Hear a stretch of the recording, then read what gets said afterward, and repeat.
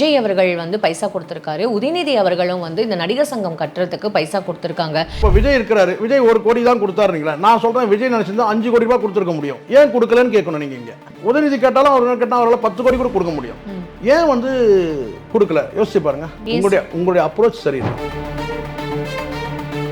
இப்போ விஷாலுக்கு எவ்வளோ சிக்கல் தெரியுங்களா? இப்போ உதயநிதி 1 கோடி கொடுத்துட்டாரு, கரெக்டுங்களா? விஜய் 1 கோடி கொடுத்துட்டாரு, விஷால் எவ்வளோ கொடுக்குறாரு? நேரம் அறிவிச்சிருக்கணும்ல. நீயும் பெரிய ஆள் தானே, நீ அரசியல் கட்சி தொடங்குற அளவுக்கு உங்ககிட்ட பணம் இருக்குல்ல. கருணாசு 1 லட்ச ரூபாய் செலவு பண்றவர் எதுக்கு? மேடையில் ஆவேசமா சொன்னார்ல, 1 லட்ச ரூபாய் செலவு பண்ண எதுக்கு செலவு பண்ண சொல்லுங்க, உங்க வாயில சொல்லுங்க. சரக்குக்கே வந்து 1 லட்சம் செலவு பண்றது சொன்னாலும் உதயநிதியும் 1 கோடி கொடுத்தா அதை தாண்டி அவர் வந்து பார்த்தீங்கன்னா ஒரு 5 கோடி டெபாசிட் பண்ணிருக்காரு உதயநிதி. விஜய் 1 கோடி கொடுத்தாரு. இப்போ இது புரியுது. அது நிறைய கூட இங்க குறை கூட யாரு? விஷாலும் கருணாசும் தான். மொத்த தொகையும் பாருங்க, இவன் வாங்கக்கூடிய சம்பளங்கள் எல்லாத்தையும் பாருங்க, நீங்க சொல்லக்கூடிய கேட்கக்கூடிய தொகையை பாருங்க, எவ்வளவு சின்னதா இருக்குன்னு பாருங்க. ஆனா இந்த சின்னதுக்காக நீங்க என்னெல்லாம் பண்றீங்க பாருங்க. கலை நிகழ்ச்சி நடத்தணுன்றீங்க, பேங்க்ல போய் பிச்சை எடுக்கணுன்றீங்க, எதுக்குன்னு கேட்கறேன் நான். நடிகர் சங்கத்தோட ப்ராப்பர்ட்டி அதை கொண்டு போய் நீங்க வந்து அடமானம் வைக்கணும். இது அவசியம் இல்லைன்ற. உங்களுக்கு சாமர்த்தியம் இருந்ததுன்னா இந்த சினிமா வட்டாரத்திலே நீங்க பேங்க் மேனேஜர்கிட்ட போய் பிச்சை எடுக்கிறத நீங்க உரிமையோட கேட்கலாமே. சக நடிகர்கள் சக நடிகர்கிட்ட உரிமையோட கேட்கலாமா? ரஜினி கிட்ட போய் உரிமையோட கேளுங்க. உங்களுக்கு அங்கே ஏதோ தடுக்குது. அவர் பங்குக்கு ஒரு 2 கோடி கொடுக்குறாருன்னு வச்சுங்க ரஜினி. விஷால் எவ்வளோ தருவேன்னு சொல்லிட்டு நீங்க என்ன ஏழைங்க பாடுங்களா? எல்லாம் வந்து பணத்தை வச்சுட்டு என்ன பண்றதுன்னு தெரியாம முடிச்சுட்டு இருக்கிற ஆள் தானே. தனுஷ் கிட்ட போங்க, 140 கோடிக்கு வீடு கட்டணும் மனுஷன், தூக்கி அடிப்பா அவர் 5 கோடியா ஓடுங்க அப்படின்னு. ஆனா உங்ககிட்ட மனசு இல்லை, கேட்கறதுக்கே மனசு இல்லை, கேட்க மனசு இல்லை. உங்களுக்கு ஈகோ தடுக்குது. தனிப்பட்ட எண்ணங்கள், கருத்தியல் மோதல்கள் இதெல்லாம் தவிர்த்துட்டு நீங்க விஜய் அப்ரோச் பண்ணியிருந்தீங்கன்னு வச்சுங்களேன், 5 கோடியில் 10 கோடி கொடுப்பான். ஏன் கேட்கணும்? ஏன் கேட்கணும் சொல்லுங்க. உங்க குடும்பத்துல இருந்து ஒருத்தர் அரசியலுக்கு வராருன்னா அவருக்கு வாழ்த்து சொல்றது உங்களுடைய கடமை. உங்களுடைய விஷாலுக்கு தனிப்பட்ட மனஸ்தாபங்கள் இருக்கலாம், அல்லது கருணாசுக்கு வந்து பார்த்தீங்கன்னா விஜய் மேலே மனஸ்தாபலாம். ஆனால் நீங்கள் பொறுப்பில் இருக்குங்க போதுன்னு கேட்டால் அதெல்லாம் தூக்கி போட்டுருணும். நீங்கள் சேர்ந்து நீங்கள் ஆதரிக்கிறீங்க, அவருக்காக பிரச்சாரம் பண்ணுறீங்க, அதெல்லாம் அவசியம், அது உங்களோட விருப்பம். ஆனால் ஒரு வாழ்த்துக்கள் சொல்லணும். ஆனால் நீங்கள் என்ன சொன்னீங்க, ஏன் அரசியல் கட்சிக்கு வந்தீங்கன்னு சொல்லி நான் கேட்பேன். ஆனால் அதெல்லாம் கூட மனசில் வைக்காம 1 கோடி ரூபாய் தூக்கி கொடுத்தாங்க பார்த்தீங்களா 2 பேருமே. அன்பில் மகேஷ் ஒரு கல்வி அமைச்சர், மாண்புமிகு கல்வி அமைச்சர். நீ மேடையில் ஒருமையில பேசுற, அவன் வந்து லயலா காலேஜில் என் கூட படிச்சவன்ற ஒருமையில பேசுற, அவன் இவன் யார் பேசுறது? நல்லா புரிஞ்சுங்க. விஷால் கேட்டீங்களா இல்லையா? பேசலாமா? அதுக்கப்புறம் நீங்க எல்லாம் கடவுளை வேண்டிக்குங்க, நான் அரசியலுக்கு வரக்கூடாதுன்னு சொல்லிட்டு நீ வா. நான் ஏன்டா கடவுளை வேண்டிக்கணும்? நீ தான் கடவுளை வேண்டிக்கணும். எல்லாத்தையும் வித்து அடமானம் வச்சு நடுரோட்டுக்கு வராம. உங்களுக்கு நான் அந்த கட்டடம் உண்மையிலேயே கட்டணும்னு என்ன இருந்துச்சுன்னா இந்நேரம்லாம் வந்து முடிச்சிடுறோமா? முடிச்சிடுறோம். உங்க சவாலா இப்ப முக்கியம். விஷால் வந்து பாத்தீங்கன்னா வந்து கட்டடம் கட்டின பிறகுதான் நான் கல்யாணம் பண்ணிப்பேன்ற சபதமா முக்கியம். இப்போ பறிச்சு மூட்டை குடோன்ல இருந்தா என்ன, இல்லைன்னா என்ன?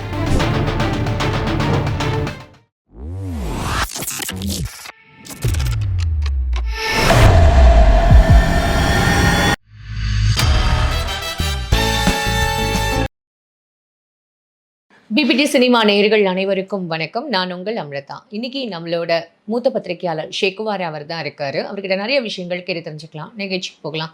சார் வணக்கம். இப்போ வந்து விஜய் அவர்கள் வந்து பைசா கொடுத்திருக்காரு. உதயநிதி அவர்களும் வந்து இந்த நடிகர் சங்கம் கட்டுறதுக்கு பைசா கொடுத்திருக்காங்க.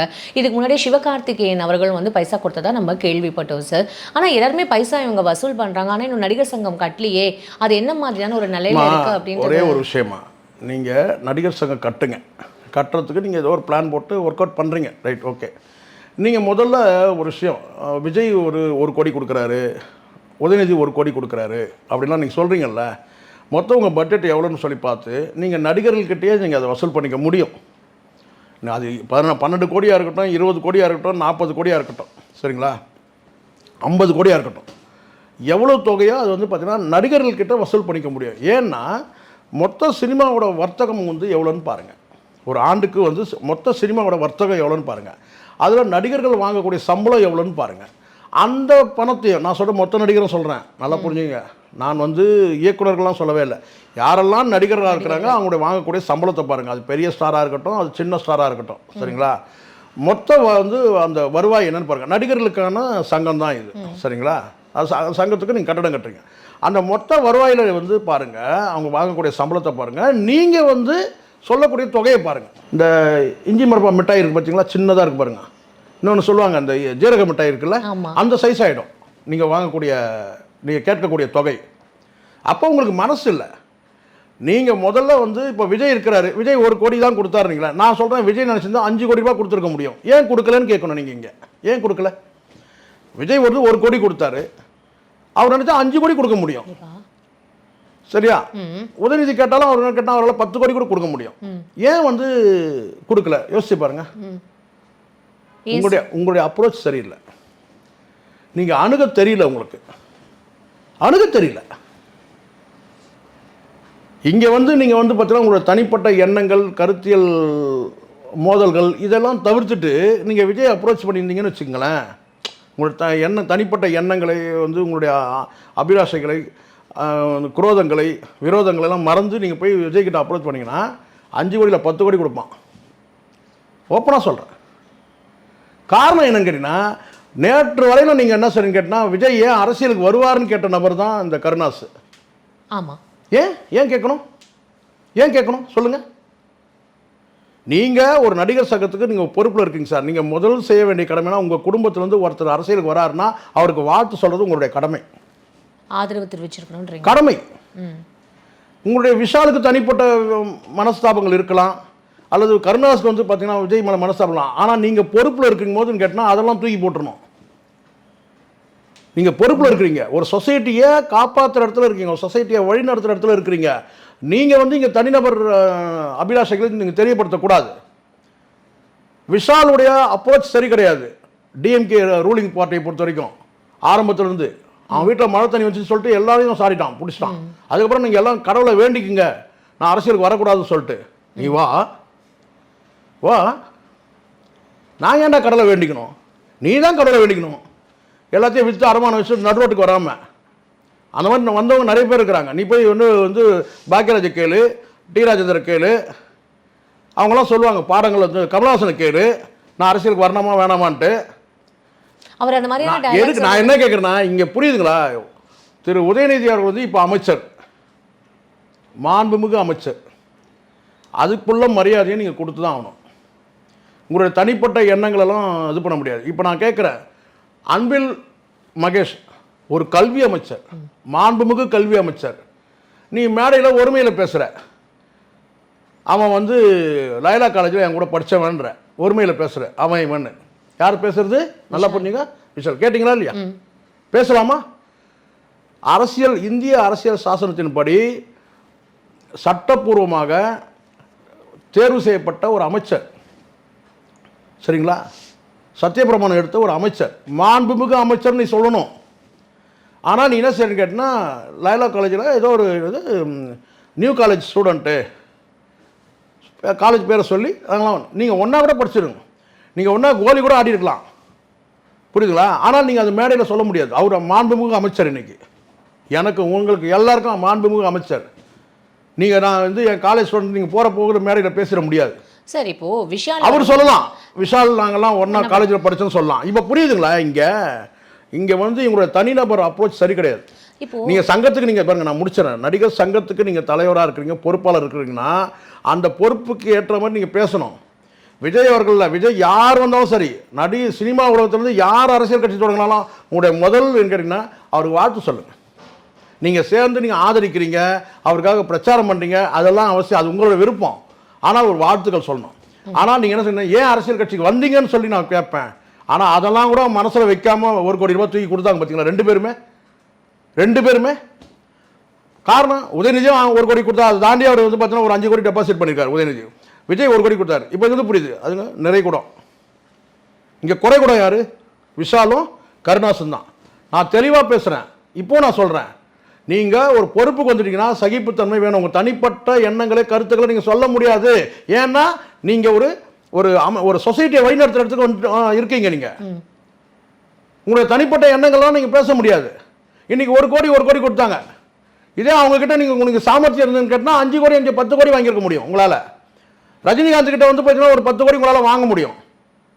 சூர்யா கிட்ட ஒரு 5 கோடி வாங்க முடியும். இவங்க எல்லாம் பணம் வச்சுக்கிட்டு என்ன பண்ணுறதுன்னு தெரியாமல் முழிக்கிறவங்க, என்ன செய்யறதுன்னு தெரியல. பொறுப்புல இருந்து நம்ம அதை பொறுப்பு போகணும். அதை தான் நான் சொல்றேன். நான் என்ன சொன்னேன்னா, நீங்கள் இந்த போய் பேங்க்கில் போய் கடன் வாங்குறது, இங்கே வந்து கலை நிகழ்ச்சி அவசியமே இல்லை.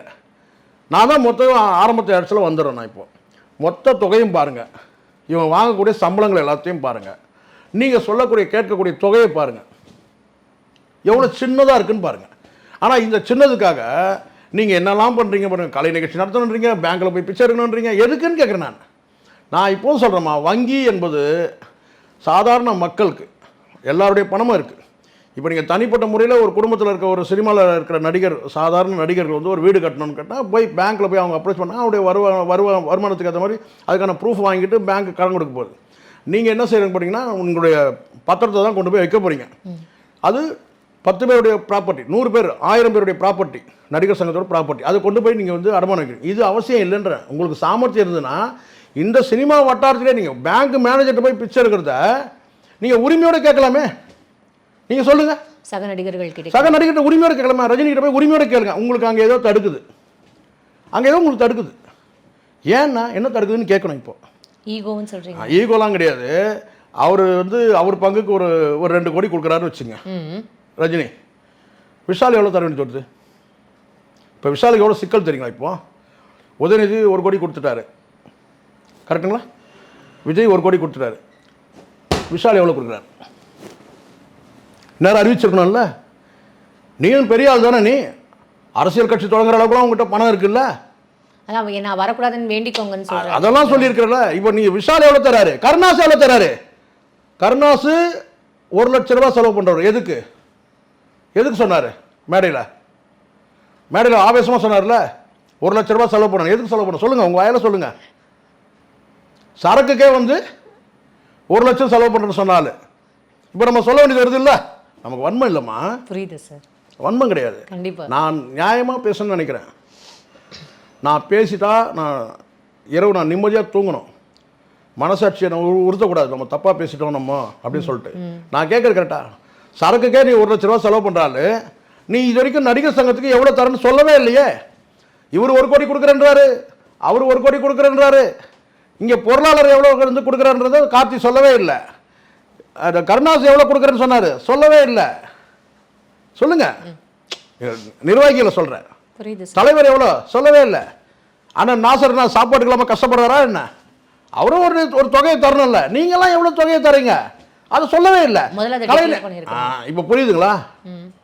முதல்ல அதை டிக்ளேர் பண்ணிட்டு உங்களுக்கு நான் அந்த கட்டடம் உண்மையிலேயே கட்டணும்னு என்ன இருந்துச்சுன்னா இந்நேரம்லாம் வந்து முடிச்சிடுறோமா?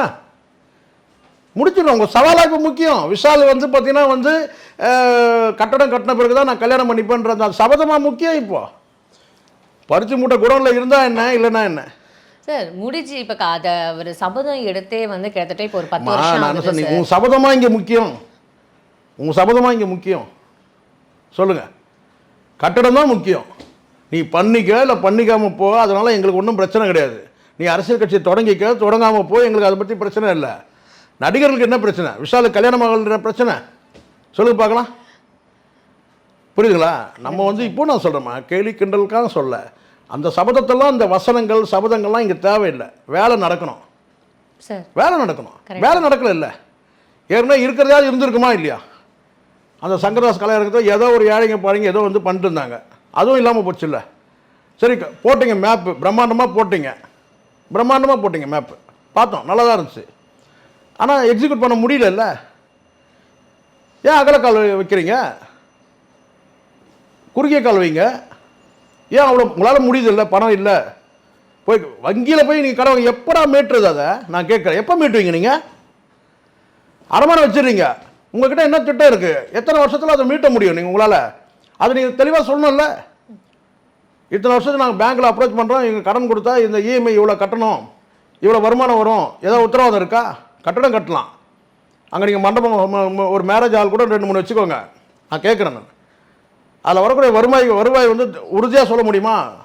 மாதம் இவ்வளோ வருவாய் வரும், இஎம்ஐ இவ்வளோ கட்ட முடியும், ஏதாவது இருக்கா? அதுக்கே நான் என்ன கேட்குறேன்னா, நீங்கள் என்ன ஏழைங்க பாடுங்களா?